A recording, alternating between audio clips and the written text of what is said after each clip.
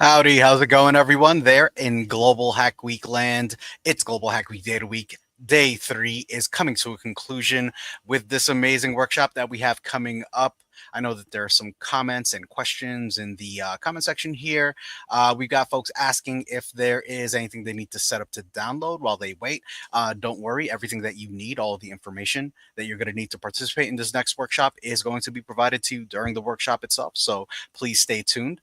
With that being said, let us know where you're at. Let us know if you've gotten through the ad block successfully. There were some slight issues with the Twitch stream coming up, so hopefully everyone was able to get in.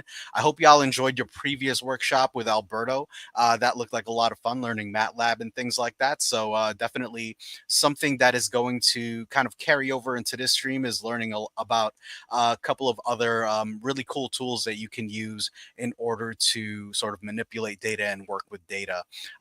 Without any further ado, it looks like everyone is good to go here. I'm going to go ahead and introduce someone from the Oracle team by the name of Ramu, who is going to be coming in and teaching us how to do fraud alerts and learn about key graph modeling and analysis concepts using Graph Studio and Oracle's autonomous database. So please give Ramu a warm welcome. How's it going, Ramu? Hi, it's going very well. Thank you for the introduction. No worries. All right. Awesome. So I'm going to start sharing my screen. And a quick introduction. My name is Ramu. I'm a product manager for spatial and graph technologies in the Oracle database. I also have Denise with me. She's going to be answering questions. So please, if you have any questions, don't be shy, post them. I am located in Miami, Florida, and I would love to see where everyone else is joining us from. And I would also want to know if you are familiar with Oracle and graph technologies. But if you don't really know much about graphs, it's okay. I'm going to be giving you guys an introduction about graphs. So yeah, let's go ahead and get started. So, of course, before we start this workshop, it's really important to understand what graphs are. I think that every time I talk to people about graphs in general, or I mention that I work as a product manager for graphs, they always think about bar charts, pie charts, all of those types of tools and visualization tools to visualize graph. And this type of graph is a little different since it's the graph data modeling side. So of course there is visualizations, but it's a little different, right? So we're modeling our data in a different way. So a very simple example, in here, basically we have two nodes and we have one edge, or we could also say that we have two entities connected by something. So in this case, if entity 1 was Denise and entity 2 was myself, we would be connected because we are both colleagues, right, of each other. We work for Oracle, and that's how we are connected, right? A very intuitive way of people thinking about graphs is social media networking. So in here, we have people that know other people, and we can answer questions like, for example, is Ethan connected to Amelia? So Ethan might not know that he's connected to Amelia, but he's actually connected indirectly. That's why he might not really know he's connected, right? But he is connected through Alex and Henry. So in this case, they are kind of like a second-degree connection, and this could be translated to the LinkedIn world, where we have first degree, second degree, third degree. So in this case, Ethan and Alex are connected in first degree, directly connected. Graphs are also going to help us see and identify important entities in our data. For example, we could consider, depending on the question we're trying to answer, we could consider that Alex and Amelia are important entities because they're connected to other people. So they might be, a community of people. And then even though Henry is only connected to Alex and Amelia, Henry could also be considered an important entity because he's connecting two communities. So it helps us visually understand how our data is connected and also make decisions or answer questions fast since we're able to visualize our graphs. But social networks are not the only ones that actually benefit from graphs. In here, we have a manufacturing example.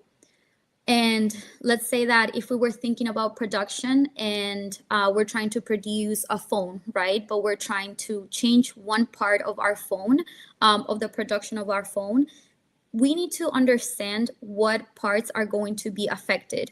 Or for example, if we're building a car, right? Is this part going to affect the building of the door and the tires, for example? That is something that graphs help us visualize and actually make the correct decision, right? By understanding the dependencies in those parts, for example, in manufacturing. And then in here, we have another example that is the financial services industry in general, so banks. A very simple example would be, okay, Denise and I, we go and grab some lunch. And instead of splitting the bill, I would tell Denise, hey, I'm just going to Venmo you the money, right? That is making a connection between Denise's account and my account through a transaction. But in this case, financial services, and this is something that, of course, we're going to be diving deeper when we're doing our workshop, but financial services benefit from understanding patterns and seeing patterns right away. So in this graph, we're able to see how there's a triangular pattern or circular payment chain, meaning that there's transactions or transfers of money that end up coming from the same account that did the initial transaction. So this could be considered financial fraud or some type of, anomalous pattern, since it's very weird that someone would transfer money for that money to end up back in their account. So visualizing your data as a graph is able to help you identify those patterns right away. You might be wondering, where is this data coming from? Where is this data stored? Well, normally we do store data in tables, right? We have rows and columns. And if we were to try to answer a question like, is account 1 connected to account 833? It would be kind of hard to answer this question in a tabular, like with tables, because what if we have a lot of rows and columns, right? It would be harder to be able to identify, yes, these accounts are actually connected. So if we take a look at it from like a graph perspective or modeling this data as a graph, we're able to quickly identify that account 1 is connected to account 833. So basically every row in the bank accounts table becomes a node, and every bank transfers row becomes a transfer or a transaction. And that's how we're able to model our graph. So how can we answer these questions, right? How can we ask these questions to the graph? At Oracle, we normally use SQL property graph, or we use property graph query language. Right now, we definitely recommend SQL property graph. Basically, is the same SQL that a lot of us know, right? We're just adding a couple of new syntax. For example, that match clause that will help us identify or look for the patterns that we want to find in our graph, right? For example, in here, we are answering the question of finding all of the accounts that have received money from account 934 from 1 to 3 cash transfers. And we're doing the same with property graph query language. For this workshop, we're actually going to use property graph query language, but I just wanted to highlight that we can also use SQL property graphs to do this. That is a regular SQL, right? The SQL that everyone knows.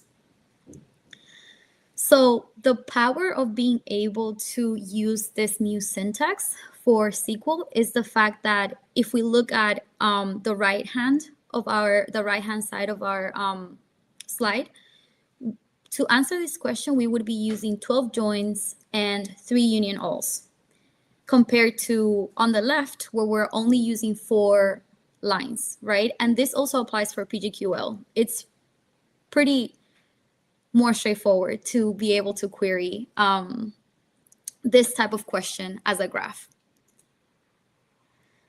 So at Oracle, we have over 80 algorithms available. You can use them through Python or Java APIs. In this case, we're going to be focusing on PageRank, personalized PageRank, shortest path, and deep work. And something that I want to highlight maybe for you guys to get an idea of what's the difference, and we're going to be seeing it also in the workshop.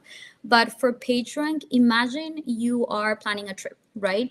And you're looking for the most popular touristic attraction worldwide. That's what PageRank would give you. But let's say that you wanted to rank the most popular attractions in a city that you've picked based on your personal interests, you would go more for the personalized page rank. And for deep work, imagine you are looking at characteristics like sizes of the attractions, the type of attractions, the popularity of the attractions. Those properties would be considered in deep work. So those are the main differences, and we're going to see them in our workshop in case you don't get the bigger picture right now. But let's go ahead and get started with the workshop. So in today's workshop, we're going to use Graph Studio. So we're going to create a property graph using Graph Studio, and then we're going to query and visualize the property graph. So let's go ahead and get right into it. So basically, right now I'm using Live Labs to run this workshop. And as you can see in here, we have all of the steps. So we have a quick introduction, and then we have all the steps that we're going to be performing today, or what you guys will be performing on your own time later on. So I've already started, I've already provisioned my instance, and I have all of my reservation information right here. Like, for example, my username, my password, the graph user that I'm going to be using to visualize and query my graph, and the password for that graph user. So I'm already in my instance. I'm going to access my Oracle database. So I'm going to go to Oracle database, autonomous database. And the first thing that's going to happen is that we're going to get the compartment information. So the compartment information is under our login info. So we're going to enter it under compartment, and we'll be able to see our database. So this database already has the graph user created. It already has the data that we need. And of course, this data is stored in the autonomous database. So we don't even have to create a database right now. We can go right into using Graph Studio. Sorry, to do that, we're gonna go ahead and click on database actions and then view all database actions. So while we're waiting on that, we need our graph user password. So we're going to go ahead and copy this to access Graph Studio. And this might be taking a little bit of time. Let me go ahead and refresh the page again. Okay, so Graph Studio is going to be located under development. And as you guys can see, here is Graph Studio. You also have access to Apex, machine learning, Oracle machine learning, etc., through database actions. So our graph user is graph user, and our password is here. And again, the graph user information is going to be right here. So let's go ahead and sign in.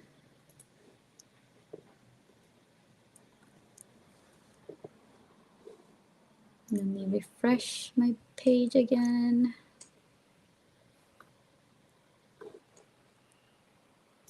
Let's see.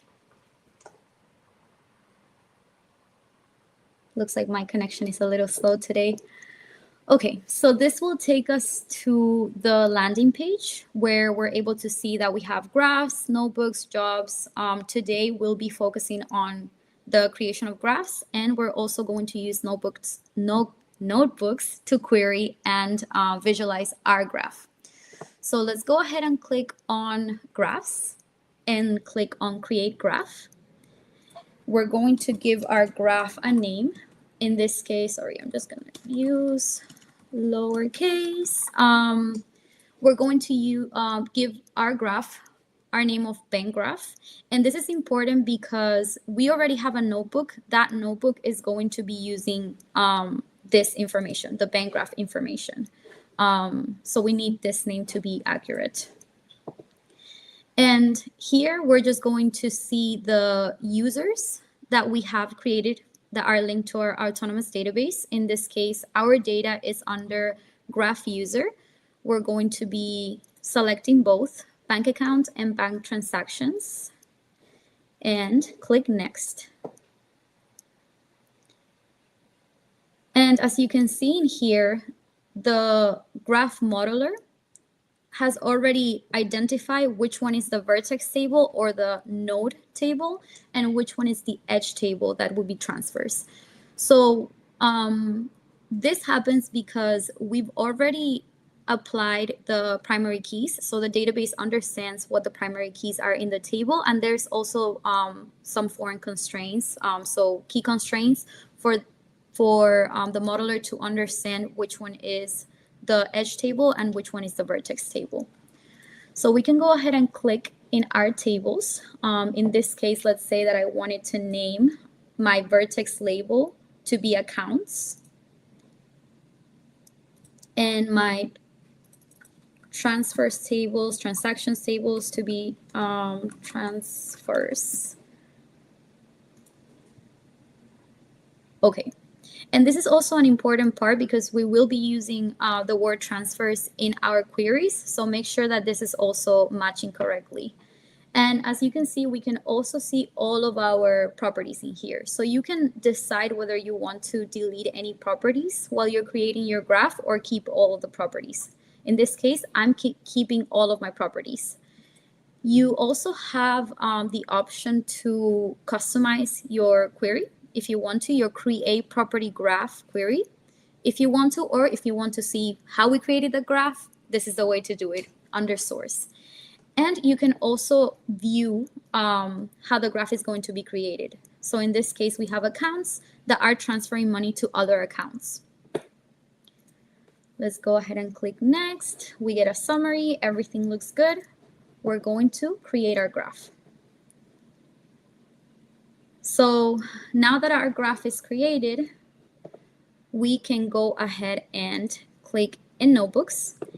And just a quick update, we've finished lab 2. So we've already created our graph.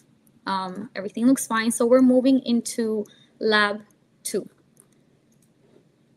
And in this lab, we are first prompted to import the notebook. So we can just go ahead and click here and we would download the notebook right here. Or if you can see, there is another step where you can actually create your notebook.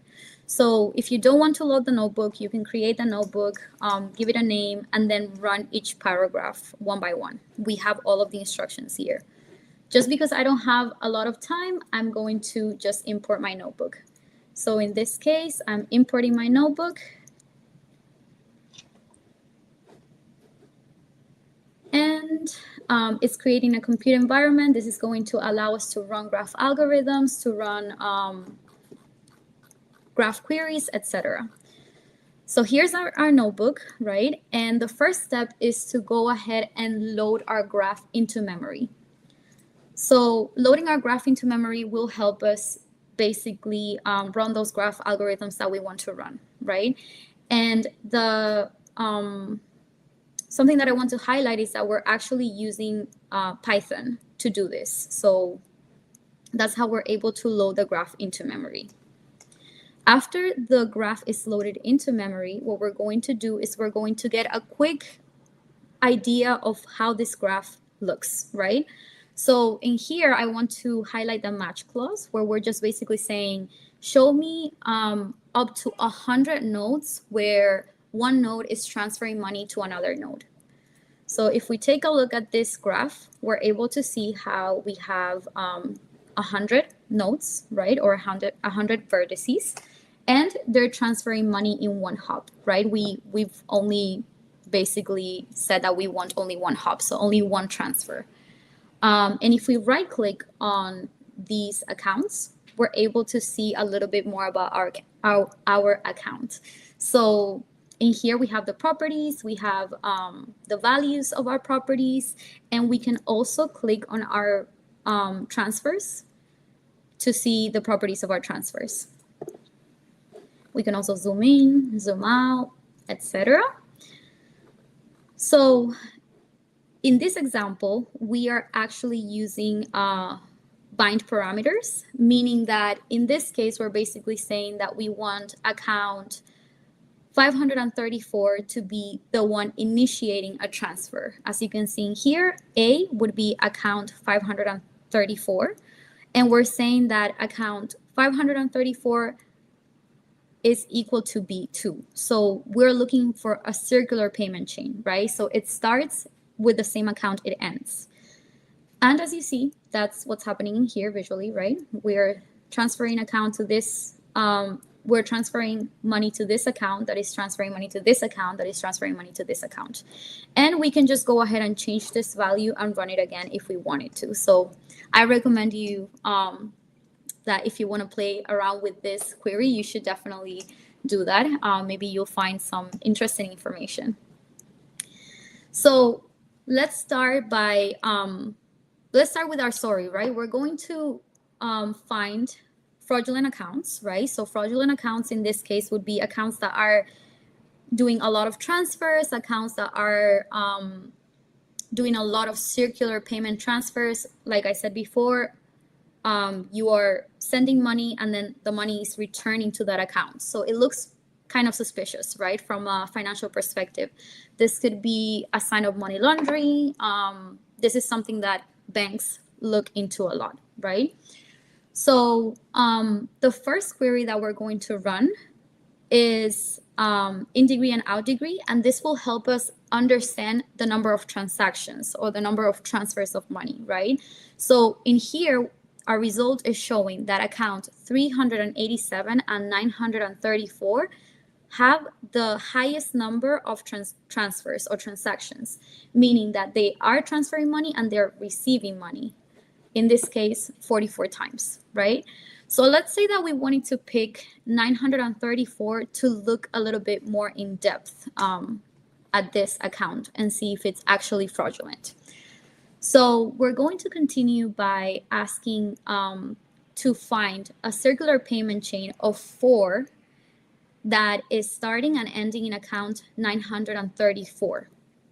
So as you can see here in this visualization, we're able to quickly identify that we have 934 in the middle.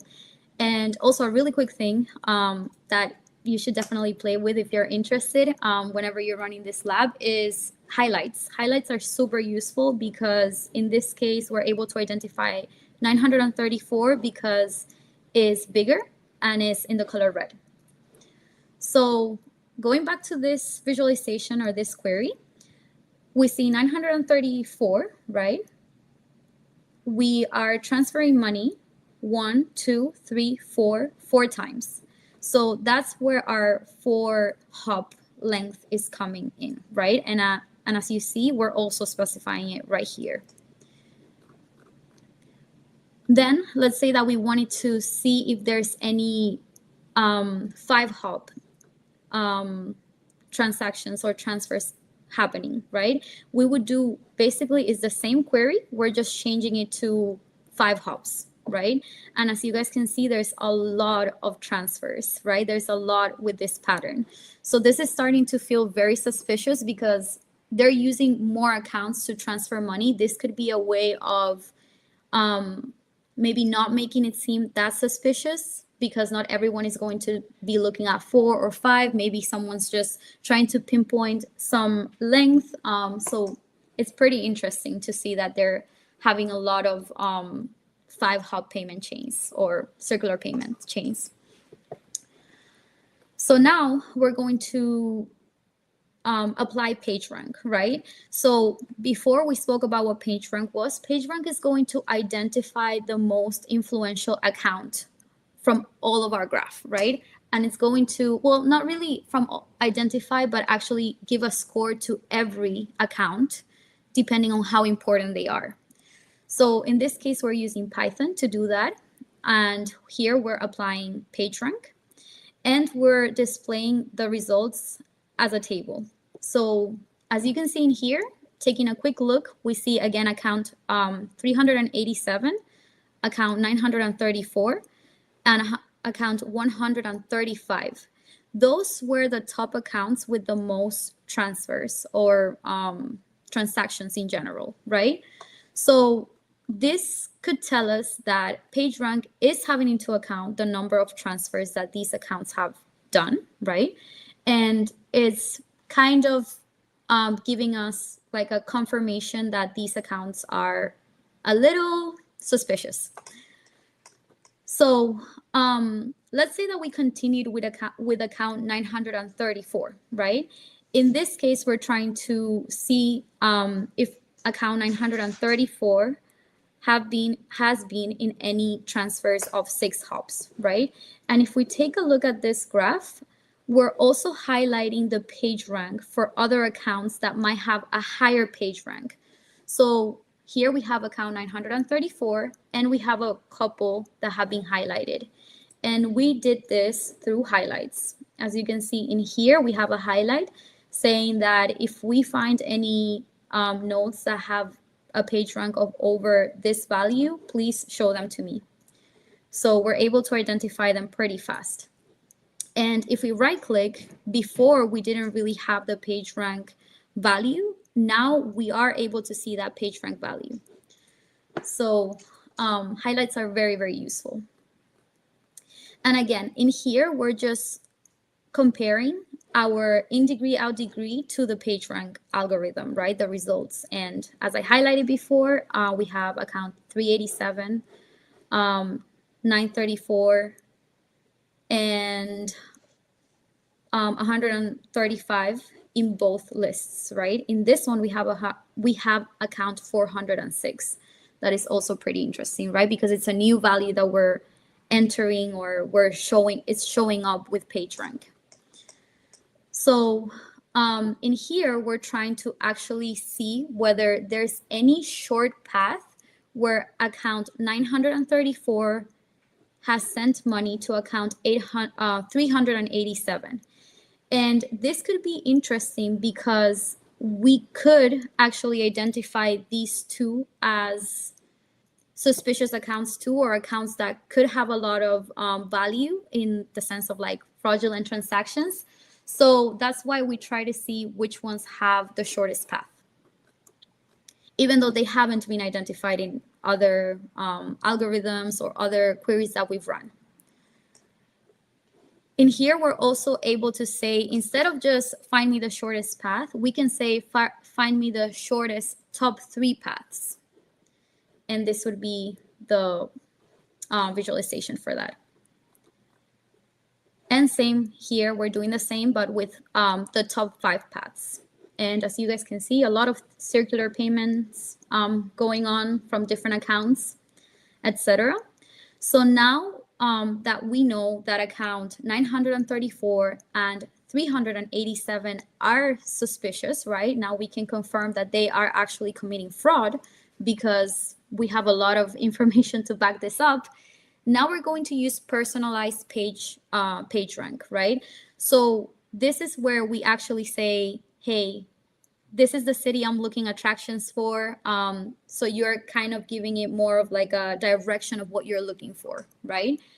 So in this case, we're going to use the personalized page rank, right? And we're actually feeding it account 934. And again, of course, this is going to be showing that, we're feeding it account 934 and 387. So those are the two that we actually confirmed are basically doing some fraudulent activity, right? So now we take a look at the scores. And as you can see, of course, these two are at the top. They're the ones that we're feeding the PageRank, personalized PageRank algorithm. But again, we see 406, right? And this is one that we saw only in one of the lists. I think it was in the 387 list. I might be wrong. but it was in one of the lists for the highest scores when it came to just PageRank, not personalized PageRank. So if we wanted to take a look at what other accounts are directly connected to 406, we would just be able to run this algorithm, and we're actually just saying accounts that are connected in two hubs. So another way of identifying maybe possible important accounts would be by using the shortest path hop distance algorithm. So this means that these are accounts that are pretty close because they've directly been used to transfer money to these two accounts. So in here, again, we go ahead and use account 934 and account 387. And basically, as this algorithm's name say, we're just looking for the shortest hop distance, right? So in this case, we're running it for account 934. I know this is a little hard to see, but 934. And we're just getting all, so basically it would be hubs that are more than 0, right? So this is just listing a lot of hubs, right? Same in here, we're doing all of the accounts that have in some way transfer money to account 934 and 387. So we need to narrow this down, right? Because there's a lot of accounts that have done that. So in this case, we are going to narrow it down to 0 to 2 hubs, right? So as you can see in here, when we double check in both, for both accounts, we're able to see how we have account 406 again being the account that has transferred very closely, right? Has made a transfer very closely to these two accounts. So 406 is pretty suspicious. So in here, in this visualization, we're actually just trying to show the two hub accounts from 934 and 387. We're just visualizing that what we have in a table, but in a graph. So if we take a look in here, we have 387, and we also have 934, the two accounts. And as you can see, 934, we can identify really quick, has one hop to 406, and 387 is actually 2 hops away. So that's how we're able to visualize those tables that we have in here combined into a graph. So now we're going to do the graph machine learning part. Basically in here, we're initiating our deep walk. We're using deep walk is an unsupervised model, right? Or algorithm in general. And then we're going to train our model. And as I said before, this one is more taking into account not only how similar they are, but there are similarities based on properties. The way we spoke about the finding attractions that we like, based on size, based on popularity, based on things we like, we're actually using properties, and we're also looking into the patterns, right?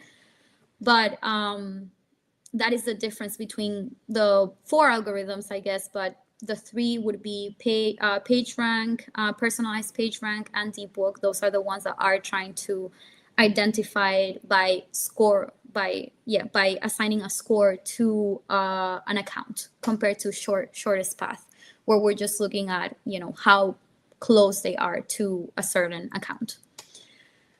So taking a look in here, we are first applying this model to 934.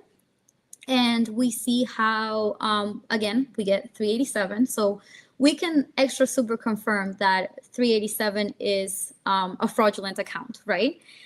And then we take, again, a look at 387, and we also get a list, right, with our scores. In this case, something that we would like to highlight is that account 135 is actually showing up in both lists. So as you can see in here, we have 135, and 135. So we're introducing again another account that looks suspicious. So each one of these algorithms have given us different clues, different accounts, different patterns that help us identify which accounts are fraudulent, right, in different ways. And basically, this query, that is the last query for this workshop, is just showing any two hop accounts from 934 and 387, but we're also highlighting that we need 135 involved in here, right? So this is the way we highlighted it. We actually added icons to see which accounts are which. So when we click in here, we have 387. When we click in here, we have 934 and 135. So this is basically the workshop, the end of the workshop. I hope you've enjoyed it. But let's go back to our slides. So just a quick summary, something that I would like for you guys to, if you learn something, these 3 points are the most important ones. So please take them home with you. But basically, graphs are a very powerful tool to analyze your data. It helps you understand the connections in your data way better, I think. So they're a great way to understanding the connections in general because everything is connected. All your data is connected. Then we have Graph Studio, where it's been really easy for us to work with our graphs, so create our graph, query our graph, visualize our graph, etc. Very customizable since we have highlights. And also, it's very easy to use tables to create graphs in our database. So if you have any questions after this session, or you're curious, or you want to learn more about graphs, we have our graph website. We also have other live labs right now. One that I would recommend would be the Graph RAG. So if you are into large language models, this is basically a way to train your models using your data in the database, right? We also have our YouTube channel where we do how-to videos. We promote new releases, what's new in Graph Studio, Graph overall. We have a lot of blogs too, where we walk through basically tutorials, same as live labs, but a little bit different when it comes to the format. And yeah, we're basically in our end of the session. So if you want to connect with me in LinkedIn, if you have any additional questions after this presentation, don't hesitate to send me a message or an email. I hope you've learned something new, and I hope you start liking graphs just like me. That's awesome. Thanks so much, Ramu. If y'all have any questions, definitely feel free to go to all of the sources that Ramu had already mentioned. In addition to that, we also have a Discord channel that y'all could drop your questions in. Ask Oracle. It is live right now, and there are folks in there asking questions about any of the challenges, specifically Challenge 3 as it pertains to this workshop itself. So yeah, definitely make some time to do that. Hit up Ramu on LinkedIn and all of the other places. Learn more about Oracle and all the other places that she'd mentioned during the workshop itself. Outside of that, thank you so much for your time today. Really appreciate it. Great stuff. Really learned something there. And yeah, if you love graphs, definitely the workshop for you. Once again, y'all, thank you so much for joining us today. Really appreciate all of the time everyone spent here. And yeah, without any further ado, I guess we'll just wrap it there unless we have additional questions. Yes, Nikki in chat mentions you could do this challenge on your own. It's challenge number 3 at the link there. I've also been sharing the link in chat as well, so feel free to grab that from the comment section. All right, folks, it's been real. Really appreciate it. Ramu, once again, thank you so much for being here. Any other parting words that you'd like to say to the audience before we go ahead and end the broadcast? No, just have fun with graphs, hopefully. All right, awesome. All right, y'all. Have a good one. Bye. Bye.